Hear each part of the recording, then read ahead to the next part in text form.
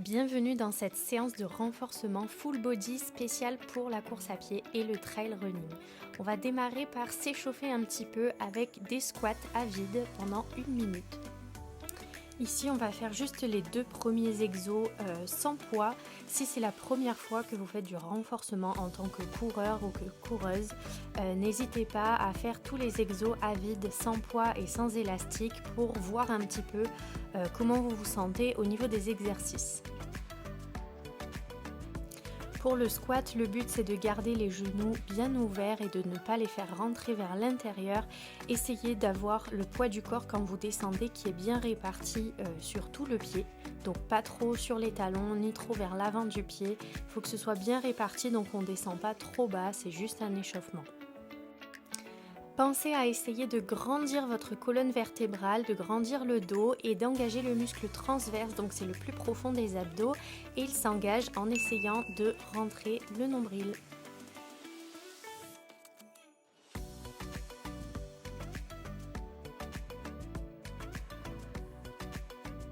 Donc chaque exercice se fait pendant 1 minute suivi de 15 secondes de repos et on va répéter ça pendant toute la vidéo.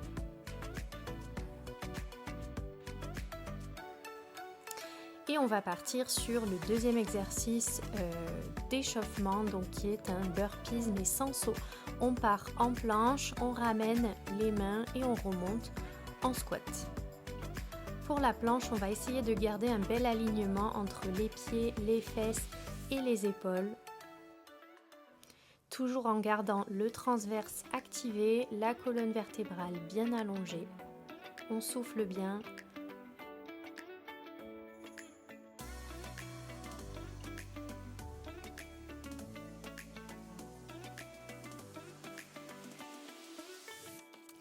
Allez, courage, ça commence à chauffer un petit peu au niveau des épaules et des cuisses, c'est normal.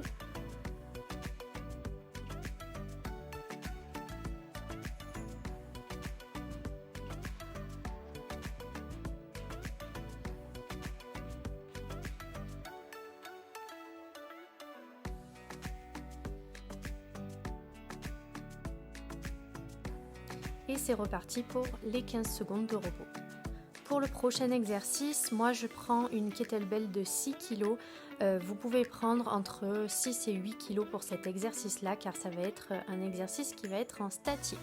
Donc on va se mettre en squat avec les jambes plus écartées que la largeur des hanches. On descend les genoux bien ouverts et on va venir monter les pointes de pied pendant 1 minute. Donc on ne bouge pas la position du bassin, on ne bouge pas la position du dos.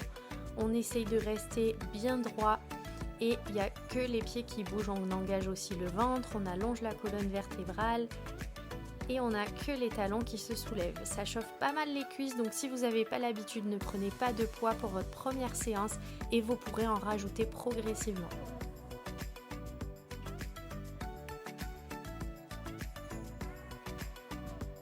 Pensez à souffler, on dit qu'il faut souvent souffler sur l'effort, donc à chaque fois que vous soulevez un talon, on souffle et on pense à engager le ventre.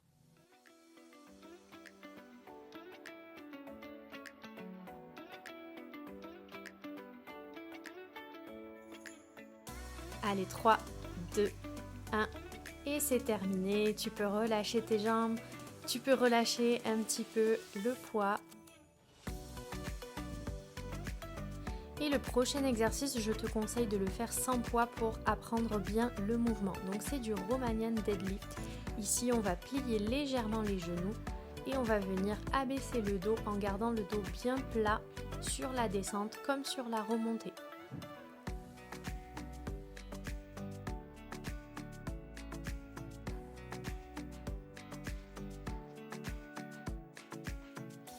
L'intérêt de cet exercice, c'est par la suite du coup de rajouter pas mal de charges pour faire bosser les fessiers et les ischios qui sont ultra importants, surtout en trail, notamment lors des montées. Quand on fait pas mal de dénivelé, ça aide quand même pas mal.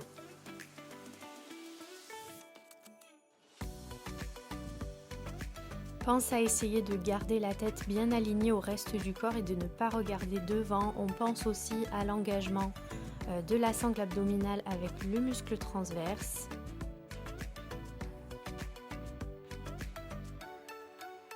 Et on termine la minute juste un petit peu avant parce que j'avais un petit souci à régler sur l'ordinateur. Donc 15 secondes de repos pour celui-là. Donc maintenant que tu as bien compris la méthode sur cet exercice, tu peux prendre un poids. Moi j'ai pris 6 kg du coup pour te montrer. Tu peux prendre, si tu n'as pas de poids chez toi, un pack d'eau ou un pack de lait, ça fait très bien l'affaire. Donc on se remet dans la position genou légèrement déverrouillé. On descend en gardant un dos bien plat, bien aligné et on remonte. À la remontée, essaye de volontairement penser à contracter l'arrière de tes cuisses, l'arrière des fessiers. Pense à engager le ventre et à allonger ta colonne vertébrale. Souffle à chaque fois que tu remontes le poids vers le haut.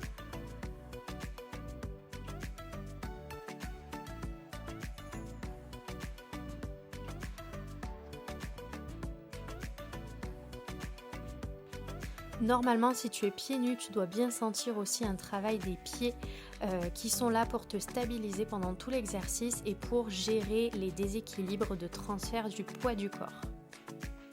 Donc hyper intéressant, notamment pour le travail du pied justement. En course à pied, cet exercice se fait aussi sur un seul pied, je vous le montrerai un peu plus tard parce que ça nécessite pas mal de maîtrise. Ok, repos, et pour le prochain exercice, on va aller attraper un élastique. Si vous n'avez pas d'élastique, c'est pas grave, vous pouvez le faire sans pour démarrer. Donc pour le prochain, on va venir faire travailler la chaîne latérale des jambes. Donc on va venir tirer sur l'élastique d'un pied et de l'autre en gardant les genoux légèrement repliés. J'ai pas le genou complètement tendu. On garde une légère flexion au niveau des genoux pour garder l'équilibre quand on est sur un pied. On essaye toujours de garder l'engagement du transverse, la colonne vertébrale bien étirée, bien alignée. On souffle à chaque fois qu'on tire sur l'élastique. La chaîne latérale des jambes, hyper importante à travailler du coup pour la stabilisation des jambes, surtout en trail. Et pour tous ceux qui ont le syndrome de l'essuie-glace, cet exercice peut vraiment vous aider.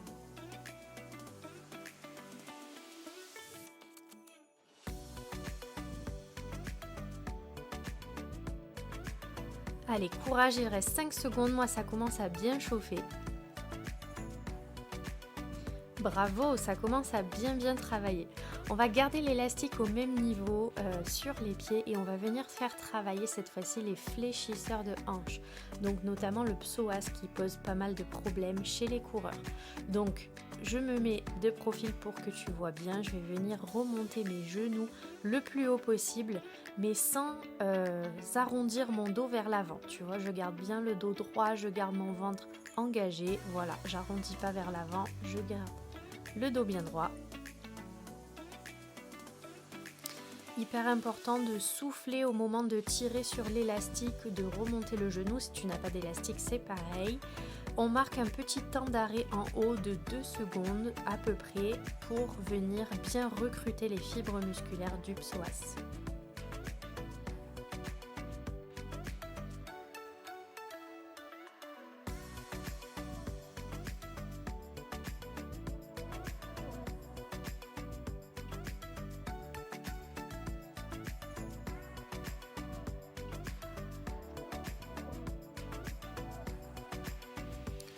Allez, c'est super, tu as mérité la petite pause de 15 secondes. Et on va venir se placer allongé sur le dos avec les pieds repliés pour venir travailler en pont fessier. Alors j'ai gardé l'élastique autour des cuisses, mais pour le premier, on ne va pas en avoir besoin. On va monter en pont fessier, donc les fesses bien hautes. Et comme tout à l'heure, on va venir rester en statique et décoller uniquement les talons, un pied après l'autre. On garde le ventre engagé. On souffle à chaque fois qu'on décolle un talon, donc ne va pas trop vite parce que crois-moi, 1 minute en statique, en pont fessier, c'est assez long. Donc tranquille, si tu as besoin de reposer les fesses au sol pour faire une pause, pas de souci.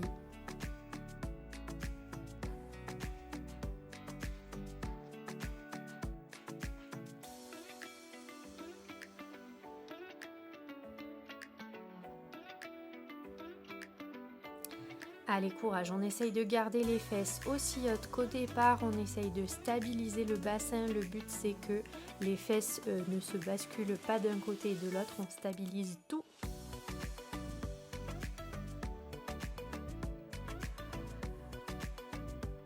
Et c'est la pose bien méritée, on ramène les genoux vers soi pour relâcher les fessiers. Pour le prochain, moi je prends l'élastique pour intensifier un petit peu plus le travail des fessiers, mais tu peux le faire déjà sans élastique, crois-moi, ça va bien chauffer. Donc pour le prochain, on va venir rester en statique en l'air et venir écarter les genoux vers l'extérieur et ramener. Donc pareil, j'essaye de garder les fesses bien hautes, je garde le ventre engagé, le transverse bien activé.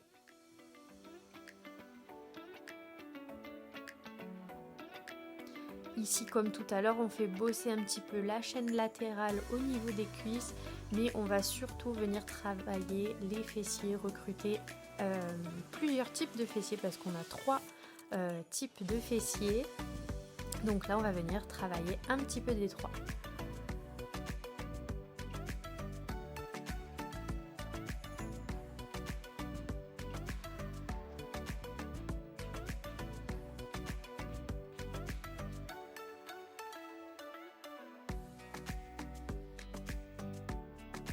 Allez, on souffle bien une dernière fois et on relâche et on ramène les genoux vers soi pour relâcher.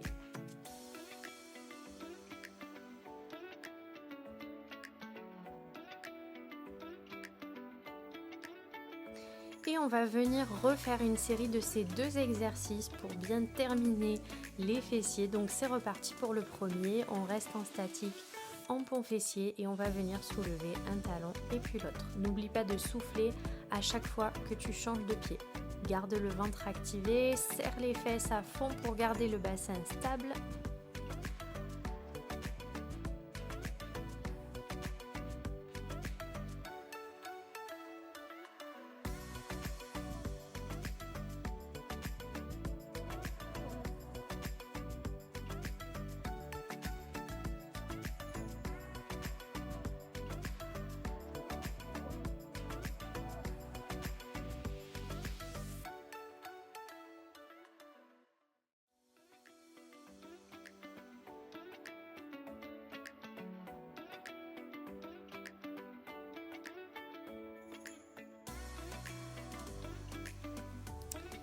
Et c'est terminé, c'est la pause, on relâche au sol, récupère tes genoux pour relâcher les fessiers. Normalement, ça doit commencer à bien chauffer de partout.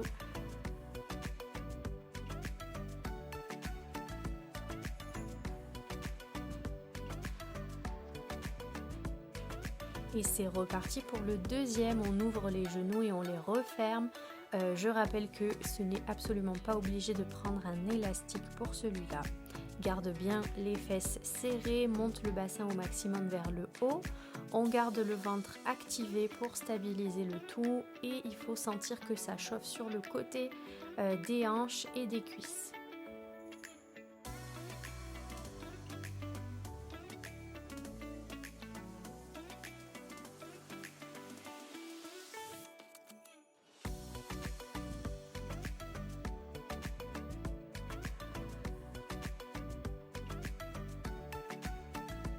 Pense à bien souffler à chaque fois que tu ouvres tes genoux.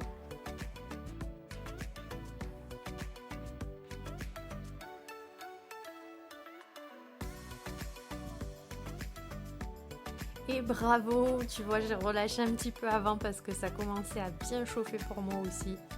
On relâche et on va venir se relever en position assise. Donc pareil, élastique absolument pas obligatoire. Là, on va venir travailler un petit peu les abdos. Donc moi, je mets l'élastique au niveau des pieds. On va venir placer les mains en arrière pour relever les jambes. Et on va venir faire l'exercice du single leg stretch. C'est un exercice de pilates qui se fait normalement en position allongée.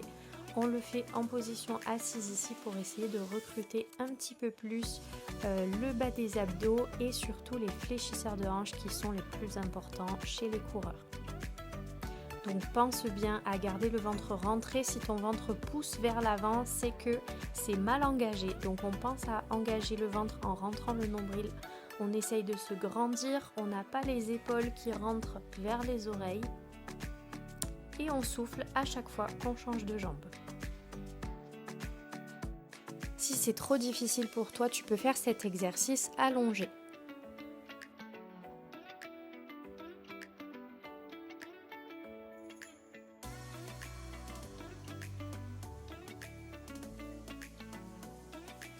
Et repos, on relâche un petit peu, relâche le ventre, relâche la colonne vertébrale. Et on va venir travailler un petit peu les obliques. Donc on se met pas trop en arrière, on reste assis mais avec le dos quand même assez droit. Et on va venir faire du Russian twist, donc c'est-à-dire que je vais venir tourner mon buste d'un côté et de l'autre. Les hanches ne doivent pas bouger, c'est uniquement les épaules qui tournent par rapport au bassin. Donc toujours le même principe, l'engagement du transverse, du nombril, je le répéterai jamais assez. Je sais, mais c'est ultra important, surtout pour les femmes, mesdames, si vous souffrez de fuite urinaire, ça peut venir d'une mauvaise gestion des pressions au niveau du caisson abdominal, donc c'est hyper important d'apprendre à bien engager ce ventre. N'hésitez pas à me dire en commentaire si vous voulez une vidéo explicative sur le sujet.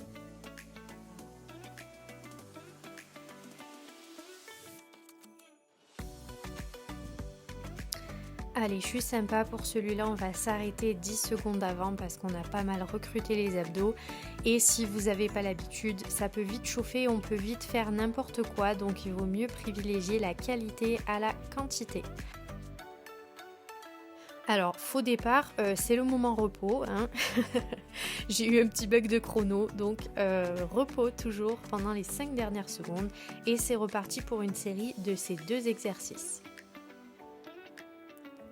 Donc c'est parti pour le premier, on relève les genoux, à faire allonger, je le rappelle, si c'est trop difficile, si ça te fait mal au niveau du pli de l'aine dans les hanches ou si ça fait trop mal aux abdos, s'il y a les abdos qui tremblent trop, on n'hésite pas à passer allongé sur le dos.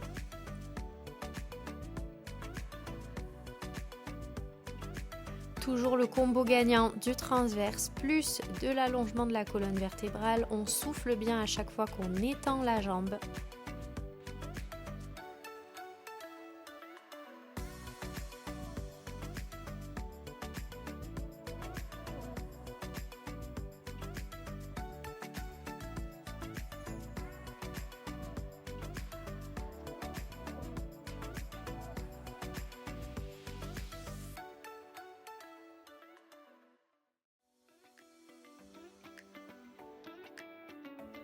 Et bravo à toi, repos.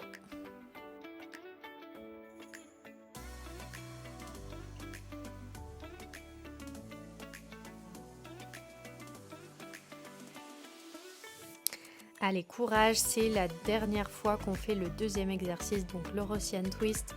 On va venir tourner le buste de chaque côté. On essaye vraiment d'aller chercher le plus loin possible vers l'arrière à chaque rotation.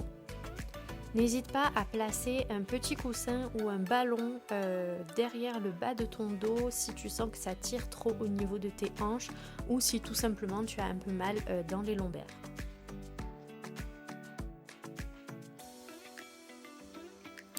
Pense bien à souffler à chaque fois que tu changes de côté, pense bien à garder le ventre activé, essaye de grandir ta colonne vertébrale au maximum du maximum, c'est ça qui va vraiment venir faire travailler tes obliques en profondeur. Et on relâche pour celui-là, toujours 10 secondes avant, on a 10 secondes de repos en arabe. Je sais pas vous, mais moi ça a pas mal chauffé au niveau des cuisses. Bravo pour ce renforcement. On va passer maintenant à la partie mobilité, un petit peu plus douce pour relâcher tout ça et pour travailler un petit peu la mobilité du dos parce qu'en tant que coureur, c'est pas du luxe. Donc on va partir en position de l'enfant. On va pousser les fesses vers l'avant pour se retrouver en position cobra. Et on repart dans le sens inverse. Donc moi j'appelle cet exercice la vague avec mes élèves au pilates.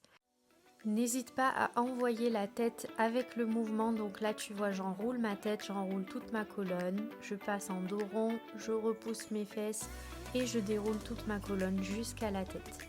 Prends le temps de bien faire l'exercice, on le fait une dizaine de fois à ton rythme. Là, le but, c'est vraiment d'aller chercher de l'amplitude dans le mouvement.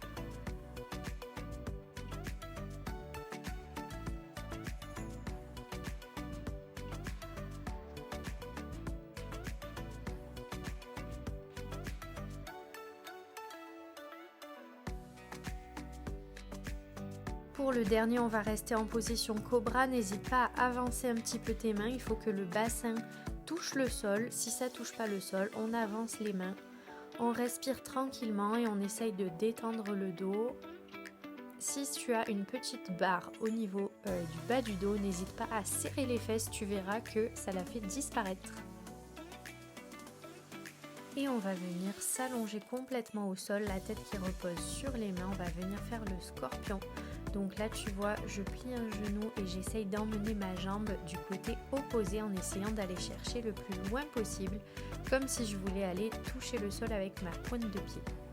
On alterne les deux côtés, on essaye de bien respirer tranquillement. Ici, pas de principe du ventre ou de la colonne vertébrale, c'est juste de la mobilité. Donc on essaye d'aller chercher de l'amplitude dans le mouvement. Là, c'est pas du renforcement.